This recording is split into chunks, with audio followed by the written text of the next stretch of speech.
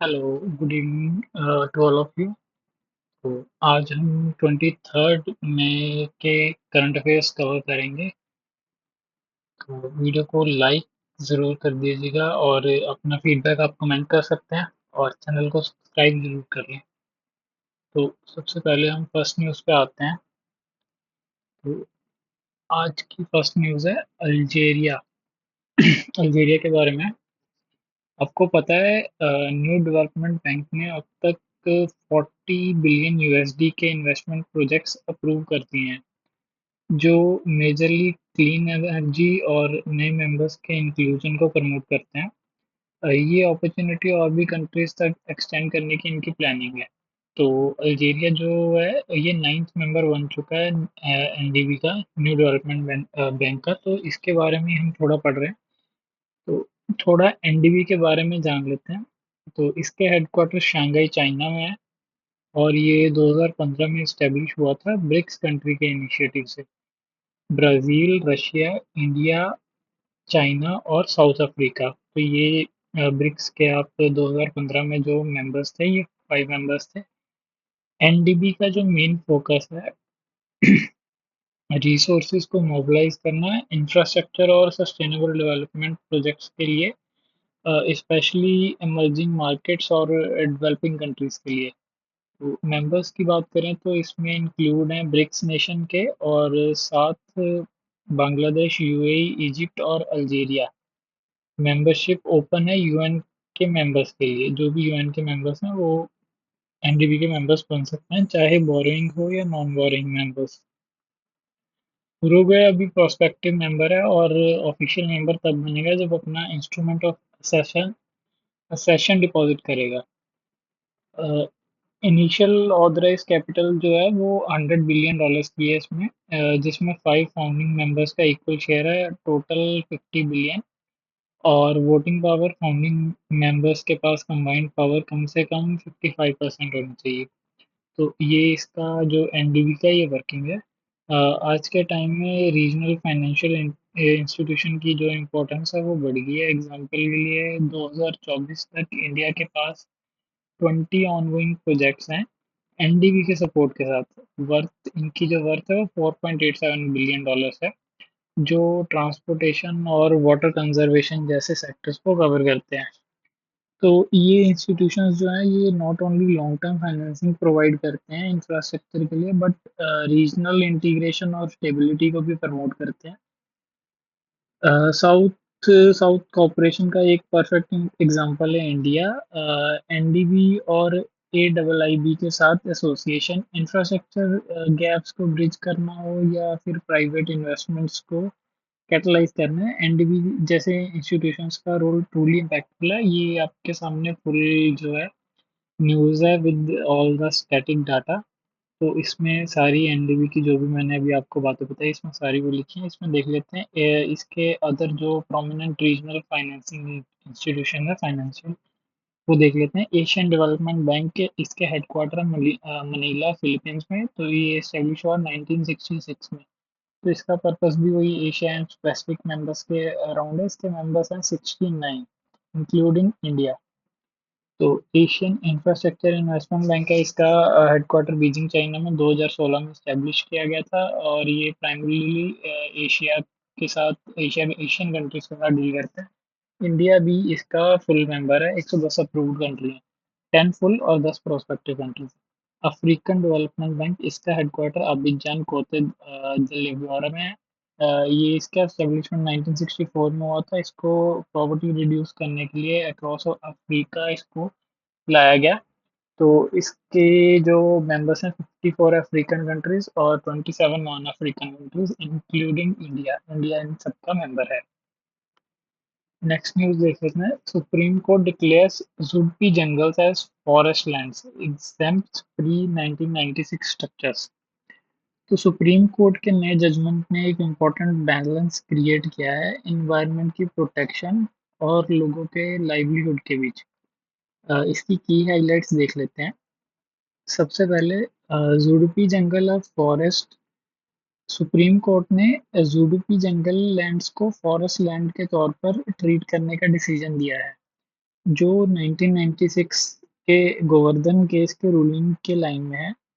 तब कोर्ट ने forest conservation act 1980 की डेफिनेशन को एक्सपेंड किया था और तब कहा था कि ये एक्ट हर तरह के फॉरेस्ट पर लागू होगा, चाहे ओनरशिप हो या क्लासिफिकेशन कुछ भी हो।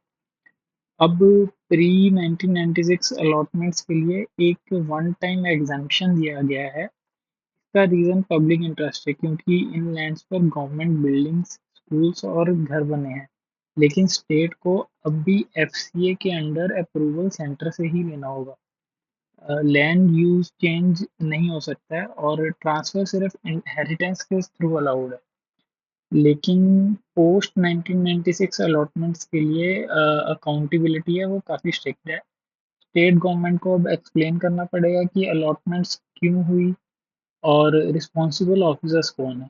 प्रपोजल्स तब तक यूनियन प्रोसेस नहीं करेगा जब तक ऑफिसर्स के खिलाफ फॉरेस्ट फॉरेस्ट एक्ट के अंडर एक्शन ना लिया जाए। तो ये कुछ स्ट्रिक्टनेस हुई है और जो अनअलॉटेड लैंड्स हैं उनका भी प्रोटेक्शन का ध्यान रखा गया है। फ्रेगमेंटेड लैंड पार्सल्स जो 3 हेक्टेयर से छोटी लैंड हैं और किसी फॉरेस्ट एरिया से एडजॉइनिंग नहीं है, उन्हें प्रोटेक्टेड फॉरेस्ट डिक्लेयर करना होगा। नॉन फॉरेस्ट यूज के लिए एफसीए के अंडर अप्रूवल लेना मैंडेटरी है और ये लैंड किसी नॉन गवर्नमेंटल एंटिटी को डाइवर्ट नहीं की जा सकती। तो ये हमारे जो सुप्रीम कोर्ट ने जजमेंट दिया है, तो ये एक टीएन गोवर्धन त्रिम्पोल जो आपको केस बताया है, तो इसकी इन लाइन में जुडपी का मतलब क्या होता है? जुडपी का मतलब होता है बुशेस या श्रब्स वाले लैंड। मीनिंग ये inferior type of unoccupied lands, ये यहाँ पे बुश जहाँ पे छोटे छोटे बुश उग जाता है ना, वो उस टाइप का लैंड फॉरेस्ट होता है।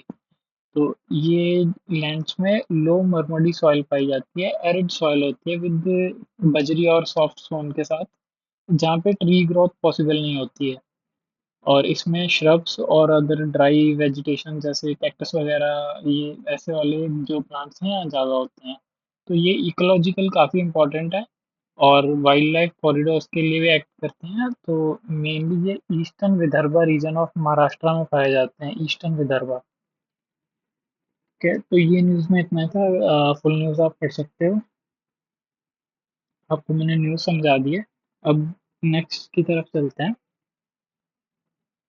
Heavy pre-monsoon showers and associated flooding Bengaluru raises concerns of urban flooding।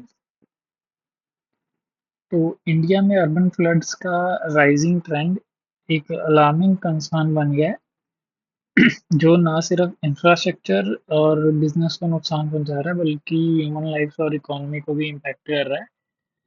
तो अर्बन फ्लडिंग के पीछे रीजंस क्या है वो देख लेते हैं। पहला, रीजनल टोपोग्राफी, जैसे बेंगलुरु जो 900 मीटर के एलिवेशन पर है और एक मेजर रिवर का एब्सेंस उसकी वाटर मैनेजमेंट में प्रॉब्लम क्रिएट करता है। दूसरा जो है एनक्रोचमेंट और कंक्रीटाइजेशन, बेंगलुरु के पुराने लेक इकोसिस्टम्स या तो फिल कर दिए गए हैं या उनका एरिया कटल कर दिया गया है। तीसरा जो है फ्रैक्चर्ड गवर्नेंस, जो बेंगलुरु का water management water Bangalore water supply and sewerage board के अंडर है और प्राइमरीली बेंगलोर डेवलपमेंट अथॉरिटी के थ्रू होती है। बेंगलोर डेवलपमेंट जो होती है वो अथॉरिटी के थ्रू होती है। दोनों के बीच इफेक्टिव कोऑर्डिनेशन की जो है वो कमी है। तो ये सब रीजंस हैं। तो इसके इंफ्रास्ट्रक्चर इनकैपेसिटी भी एक मेजर फैक्टर है। पूरली मेंटेन्ड या outdated from water drainage systems increase rain volumes को हैंडल नहीं कर पाते हैं। चेन्नई और केरला के एग्जाम्पल सबके सामने है और क्लाइमेट चेंज ने तो प्रेसिपिटेशन की इंटेंसिटी और फ्रीक्वेंसी को और बढ़ा दिया है। अब मेजर्स की बात करेंगे तो क्या किया जा सकता है? नेशनल डिजास्टर मैनेजमेंट अथॉरिटी के गाइडलाइंस की तरफ फोकस करते हैं, एनवायरनमेंट, इकोनॉमी और डेवलपमेंट के इंटर रिलेशन पर। तो ये इनकी एनडीएमए की गाइडलाइंस है। रीवैम्प्ड गवर्नेंस मैकेनिज्म की ज़रूरत है, एक multi stakeholder disaster management authority जो प्रोफेशनल्स के अंडर काम करे सिटीज को अपने लेवल पर फ्लड मिटिगेशन प्लान और क्लाइमेट एक्शन प्लान्स अडॉप्ट करने होंगे और ग्लोबल बेस्ट प्रैक्टिसेस को भी अपनाना होगा। जैसे हांगकांग का Tai Hang storm water storage tank है जो 1 lakh cubic metre water store कर सकता है। ये एक इफेक्टिव एग्जांपल है फ्लड मैनेजमेंट का। तो ये सोल्यूशन अडॉप्ट करना है अर्बन फ्लडिंग के इशू को टैकल करने का सस्टेनेबल वे यही हो सकता है। तो ये इसकी कंप्लीट जो है प्री मानसून शावर्स की वजह से जो बेंगलोर में फ्लडिंग आई है। नेक्स्ट न्यूज़ देखते हैं। National centre of polar and ocean research NCPOR celebrate its 25 years। National centre for polar and ocean research यानी NCPOR जो गोवा में सिचुएटेड है 1998 में इस्टेब्लिश हुआ था as an autonomous institution under ministry of earth sciences. इसकी गवर्निंग बॉडी में 13 members हैं जो पोलर और ओशन साइंसेज के लीडरशिप को रिप्रेजेंट करते हैं और मिनिस्ट्री ऑफ अर्थ साइंसेज के सेक्रेटरी इसके एक्स ऑफिशियो चेयरमैन होते हैं।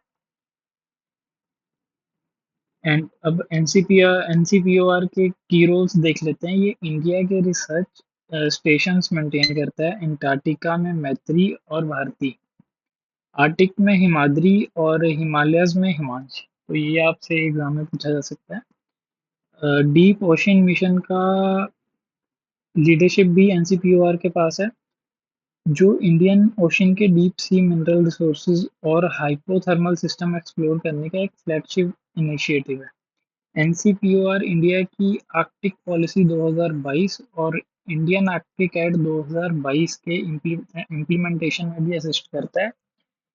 इंडियन एंटार्कटिक एक्ट एक लीगल फ्रेमवर्क प्रोवाइड करता है जो इंडिया के एंटार्कटिक एक्टिविटीज और इंटरनेशनल लॉज के मॉनिटरिंग के लिए committee on Antarctic governance and environmental protection CAGEP establish करता है। इंडिया की आर्कटिक पॉलिसी साइंस रिसर्च और क्लाइमेट प्रोटेक्शन के साथ ट्रांसपोर्टेशन गवर्नेंस और नेशनल कैपेसिटी बिल्डिंग के 6 पिलर पर बेस्ड है। इस साल NCPOR ने अपने 25 साल सेलिब्रेट किया और दो नए फैसिलिटीज इन्होंने इनॉग्रेट किए हैं। पोलर भवन, फर्स्ट है पोलर भवन जिसमें पोलर और ओशन रिसर्च के एडवांस लेबोरेटरीज साथ इंडिया का पहला पोलर और ओशन ओशन म्यूजियम होगा। और सागर भवन जो -30 डिग्री आइस कोर लेबोरेटरीज और +4 degree Celsius storage units provide करेगा ताकि सेडिमेंट और बायोलॉजिकल सैंपल्स का प्रॉपर आर्काइवल हो सके। तो NCPOR का कंट्रीब्यूशन नॉट ओनली पोलर और ओशन साइंसेज में रिमार्केबल है बट इंडिया के ग्लोबल साइंटिफिक स्टैंडिंग को भी ये स्ट्रेंथन करता है। तो ये दो भवन इन्होंने, एक पोलर भवन और सागर भवन जो ओपन किया है, ये एग्जाम में पूछे जा सकते हैं। नेक्स्ट न्यूज़ देखते हैं। FAO के globally important agriculture heritage system यानी GIAHS गैस प्रोग्राम में अब 6 नए साइट्स ऐड हुए हैं। चलिए एक बार रिसेंट साइट पर नज़र डाल देते हैं एक बार। ब्राज़ील का ट्रेडिशनल एग्रो फॉरेस्ट्री सिस्टम जो एर्वामेट प्लांट को ग्रो करता है और चाइना के स्पेशलाइज्ड फार्मिंग सिस्टम्स जिनमें पर्ल, मसल्स, वाइट टी और पियर्स शामिल है। मेक्सिको का एंसेस्ट्रल सिस्टम जो वाइटल फूड क्रॉप्स और बायोडाइवर्सिटी को प्रिजर्व करता है। तो ये इनकी रीसेंट एडिशंस हैं। तो GIAHS प्रोजेक्ट के बारे में एक बार देख लेते हैं। ये इनिशिएटिव जो है वर्ल्ड 2002 में world summit for sustainable development के दौरान लॉन्च किया गया था। फैमिली फार्मिंग और ट्रेडिशनल एग्रीकल्चर सिस्टम को क्लाइमेट चेंज, बायोडाइवर्सिटी लॉस और इन थ्रेट से बचाने के लिए। तो इसका अप्रोच है कि multi stakeholder participation, farming communities को टेक्निकल असिस्टेंस प्रोवाइड करना और ट्रेडिशनल एग्रीकल्चर का नॉलेज वैल्यू प्रमोट करना। आज तक 28 कंट्री में 95 GIAHS साइट्स रिकॉग्नाइज की चुकी हैं।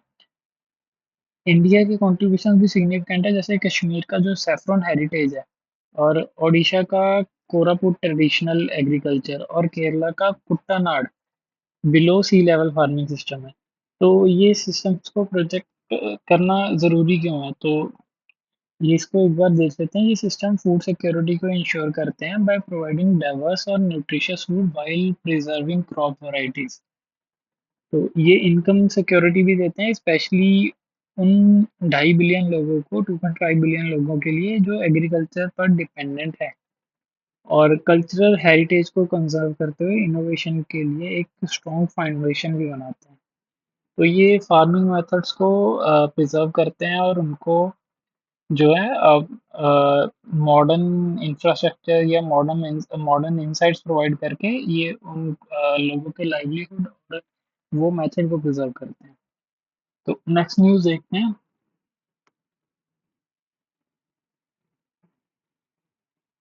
कैगोस आर्किपेलागो के बारे में। ये इंडियन ओशन के बीच में लोकेटेड है, southern tip of the Indian subcontinent से लगभग 1600 किलोमीटर दूर है ये। ये सेवन अटॉल्स का ग्रुप है जिसमें डियागो गार्सिया सबसे बड़ा है, और यूएसए का एक स्ट्रेटेजिक मिलिट्री बेस भी यहाँ पर है। थोड़ी हिस्ट्री की बात करें तो ब्रिटेन ने इस एरिया को 1965 में सिर्फ 3 मिलियन पाउंड्स में परचेज किया था, लेकिन मॉरिशस का कहना है कि उन्हें इंडिपेंडेंस के लिए ये डील जबरदस्ती करनी पड़ी। ये एरिया बायोडाइवर्सिटी के लिए भी काफ़ी सिग्निफिकेंट है, जहाँ ग्रेट चागोस बैंक में हाई क्वालिटी रीफ्स को सपोर्ट करता है। और अब UK Diego Garcia military base को लीज पर रखने के लिए मॉरिशस को हर साल $136 पे करेगा, और वो भी अगले 99 ईयर्स तक। तो ये डिसीजन एक डिप्लोमेटिक माइलस्टोन है जो हिस्ट्री और सॉवरेनिटी के इश्यूज को रिजॉल्व करने की तरफ एक बड़ा कदम है। इसके साथ ही नेक्स्ट न्यूज़ है वो देख लेते हैं। इंडिया की ट्रेडिशनल मार्शल आर्ट मल्लाखम्ब को अब खेलो इंडिया बीच गेम्स के पहले एडिशन में डीओ में शोकेस किया जा रहा है, लेकिन सिर्फ एक डेमोन्स्ट्रेशन स्पोर्ट के तौर पर। मल्लाखम्ब का क्या मतलब है? मल्ला का मतलब है रेसलर, और खम्ब का मतलब है पोल। तो मल्लाखम्ब का सीधा मतलब होता है wrestling on a pole. History की बात करें, इसका जिक्र जो है रामायणा में होता है, और सेकंड और फर्स्ट सेंचुरी बीसी की चंद्रकेतुगढ़ की पॉटरी पर भी मल्लाखम्ब के ड्रेसेस मिलते हैं। इसके अलावा चाइनीज बुद्धिस्ट ट्रैवलर्स के अकाउंट में भी इसका रेफरेंस मिलता है। सबसे पहली जो इसकी लिटरेरी मेंशन है 12th सेंचुरी की मानसोलासा में मिलती है, जो चालुक्य किंग सोमेश्वरा थ्री ने लिखी थी। तो मॉडर्न एरा में मल्लाखम्ब देख लेते हैं। अखाड़ों में ये आर्ट फॉर्म ज़्यादातर मध्य प्रदेश और महाराष्ट्र में प्रैक्टिस की जाती है। 1936 के बर्लिन ओलंपिक्स में मल्लाखम्ब ने डेमोन्स्ट्रेशन स्पोर्ट के तौर पर इंटरनेशनल स्टेज पर ध्यान खींचा था, और 2019 में मुंबई में होस्ट किया था पहला mallakhamb world championship. Mallakhamb federation of India की एस्टेब्लिशमेंट 1981 में हुई थी, और ये आर्ट फॉर्म आज भी अपने ट्रेडिशनल रूट्स को मॉडर्न प्लेटफॉर्म पर शोकेस करता है। और इसके बाद हम देखते हैं वॉइस इंडिया। नेक्स्ट न्यूज़ देखते हैं। इंडिया का फॉरेन डायरेक्ट इन्वेस्टमेंट यानी एफडीआई 2024-25 में जो पिछले साल के कंपैरिजन में 96% से ज़्यादा गिर चुका है। तो इसका रीज़न देख लेते हैं। पहली वजह है फॉरेन कंपनीज द्वारा ज़्यादा पैसे निकालने, और दूसरी इंडियन फर्म्स का अपने ओवरसीज इन्वेस्टमेंट्स बढ़ाना।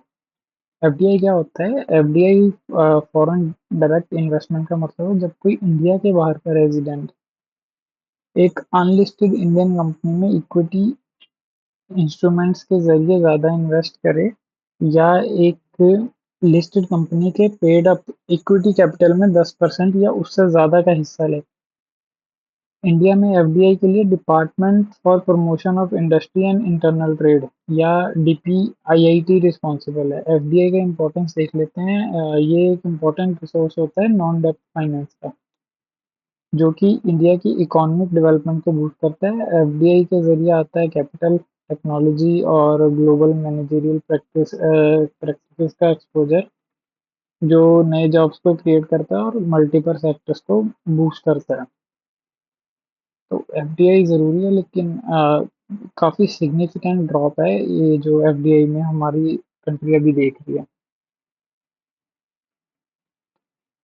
Ministry of environment, forest and climate change में महाराष्ट्र के नेक्स्ट न्यूज़ देख रहे हैं, iron ore deposits in India.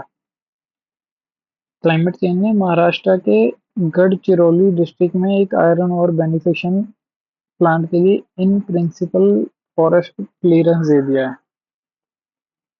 Iron और डिपॉजिट की बात करें तो इंडिया के पास एशिया का सबसे बड़ा आयरन और रिजर्व्स हैं। ये आयरन और मेनली दो टाइप के होते हैं, हेमाटाइट और मैग्नेटाइट, जो दोनों हाई क्वालिटी के होते हैं। ज़्यादातर रिजर्व्स जो हैं वो नॉर्थ ईस्टर्न प्लेट्यू के कोल फील्ड के पास मिलते हैं, और इंडिया के टोटल आयरन और रिजर्व्स का 95% उड़ीसा, झारखंड, छत्तीसगढ़, कर्नाटका, गोवा, तेलंगाना, आंध्र प्रदेश और तमिलनाडु में पाया जाता है। तो यही बस इतनी सी न्यूज़ ही थी। महाराष्ट्र की गढ़चिरौली डिस्ट्रिक्ट में इसको ग्रीन फ्लैग मिला है बेनिफिशिएशन प्लांट को। तो नेक्स्ट देखते हैं। अभी प्रेसिडेंट ने गैलेंट्री अवार्ड्स दिए हैं। प्रेसिडेंट ने रिसेंटली आर्म फोर्सेस, सीएपीएफ और स्टेट यूटी पुलिस के पर्सनल को कीर्ति चक्र और शौर्य चक्र से सम्मानित किया है। तो गैलेंट्री अवार्ड्स क्या होते हैं? वॉर टाइम अवार्ड्स होते हैं। परमवीर चक्र, महावीर चक्र और वीर चक्र, जो 1950 में एस्टेब्लिश हुए थे। पीस टाइम अवार्ड्स जो थे 1952 में शुरू हुए, जिनके नाम थे अशोक चक्र क्लास 1, 2 और 3। 1967 में इन्हें रीनेम करके अशोक चक्र, कीर्ति चक्र और शौर्य चक्र कर दिया था। ये अवार्ड साल में 2 बार अनाउंस किया जाता है, रिपब्लिक डे पर और इंडिपेंडेंस डे पर। तो ऑर्डर ऑफ प्रेसिडेंस जो हाईएस्ट टू लोएस्ट ये है।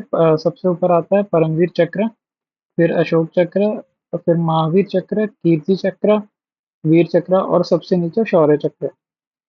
और इन अवार्ड्स को जो है वो अभी पोस्ट होमसली भी दिया जा सकता है।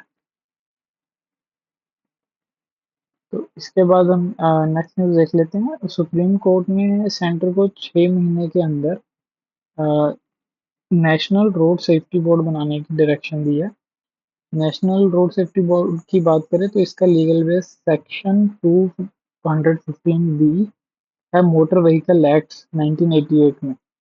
इस बोर्ड में चेयरमैन के साथ साथ स्टेट गवर्नमेंट्स के रिप्रेजेंटेटिव्स और दूसरे मेंबर्स होंगे। इसका मेन रोल है कि सेंट्रल और स्टेट गवर्नमेंट्स को रोड सेफ्टी और ट्रैफिक मैनेजमेंट के सभी एस्पेक्ट्स पर एडवाइस देना, जैसे कि road safety standards, road infra और रोड का डिज़ाइन। तो ये इसका काम बस इतना ही रहेगा। इसके बाद हम नेक्स्ट न्यूज़ देख लेते हैं। Amrit Bharat station scheme. Prime minister ने हाल ही में अमृत भारत स्टेशन स्कीम के तहत 103 रेलवे स्टेशन को रीडेवलप करके इनॉग्रेट किया है। तो इस स्कीम का स्टार्ट हुआ था 2021 में, जब गांधीनगर रेलवे स्टेशन को मॉडर्नाइज किया गया था। तो इसका एम है रेलवे स्टेशन को अपग्रेड करके वाइब्रेंट सिटी सेंटर्स बनाना। आज तक 1275 स्टेशन को टारगेट किया गया है। ये मिनिस्ट्री ऑफ रेलवेज के अंडर आ रही है ये स्कीम। हर स्टेशन का डिटेल्ड प्लान होता है, जिससे स्टेशन ज़्यादा क्लीन, कंफर्टेबल और यूज़र फ्रेंडली बना सकें। और हर स्टेशन की डिज़ाइन लोकल कल्चर और हेरिटेज और आर्किटेक्चर से इंस्पायर्ड होती है। जैसे अहमदाबाद स्टेशन का डिज़ाइन मोधेरा सन टेम्पल से लिया गया। तो ये अमृत भारत स्टेशन स्कीम है, इसको आप याद रखेंगे, ये इम्पोर्टेंट है। तो इसके बाद देखते हैं डेट ऑन पीस एग्रीमेंट। ये एक न्यूज़ वीकनेस है इसके। लिक्विड कार्बन हम देखते हैं, पहले हम ये देख लेते हैं। डेट ऑन पीस एग्रीमेंट एक हिस्टोरिक मूवमेंट है। ये आपका डीपीए, इसका संबंध नेटो पार्लियामेंट्री असेंबली से भी है। ये एग्रीमेंट पहली बार राइट पीटरसन एयरफोर्स बेस, जो डेटन के पास है, ओहायो यूएसए में बनाया गया था, और फिर ऑफिशियली 1995 में पेरिस में साइन हुआ था। इस एग्रीमेंट को general framework agreement of peace भी कहा जाता है। जिसने बॉस्निया और हेर्जेगोविना में चल रहे 3.5 साल के युद्ध को खत्म किया था। आज बॉस्निया और हेर्जेगोविना का करंट कॉन्स्टिट्यूशन डेटोना एग्रीमेंट के एनेक्स 4 पर बेस्ड है। तो दो कंट्रीज का जो करंट कॉन्स्टिट्यूशन है वो इसके एनेक्स पर बेस्ड है।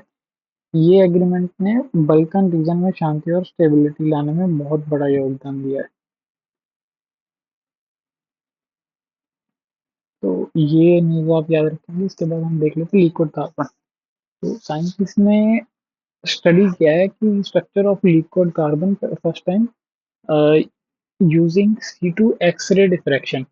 लिक्विड कार्बन के बारे में देख लेते हैं। इसके बारे में बहुत कम ही पता था साइंटिस्ट को, इसकी लिक्विड फॉर्म के बारे में, क्योंकि ये जो स्टेट है ये प्रैक्टिकली इम्पॉसिबल है लैब में स्टडी करने के लिए। तो अंडर नॉर्मल प्रेशर जो है वो कार्बन मेल्ट नहीं करती है, बट वो जो है इमिडिएटली चेंज हो जाती है गैसियस स्टेट में। तो ये सिर्फ लिक्विड बनती है अराउंड 4500 डिग्री सेल्सियस में, under very high pressure conditions. जो कोई भी कंटेनर हमने ऐसा बनाया नहीं है जो उन हाई प्रेशर कंडीशंस को सर्वाइव कर जाए। तो ये जो लिक्विड कार्बन है ये सिर्फ पाई जा सकती है हमारे प्लैनेट्स के इंटीरियर में। लाइक हम अगर हम खोदेंगे तो ये सिर्फ वहीं पाई जा सकती है। तो इसका जो इसेंशियल रोल है ये फ्यूचर टेक्नोलॉजीज में हो सकता है, जैसे न्यूक्लियर फ्यूजन में हो सकता है। तो ये एग्जाम पर्सपेक्टिव से इतना इम्पोर्टेंट यूज नहीं है, इसलिए ये शायद मैंने skip भी कर दिया था। तो आज के करंट अफेयर्स के लिए बस इतना ही। Thank you, thanks for watching and please like share and subscribe. Thank you.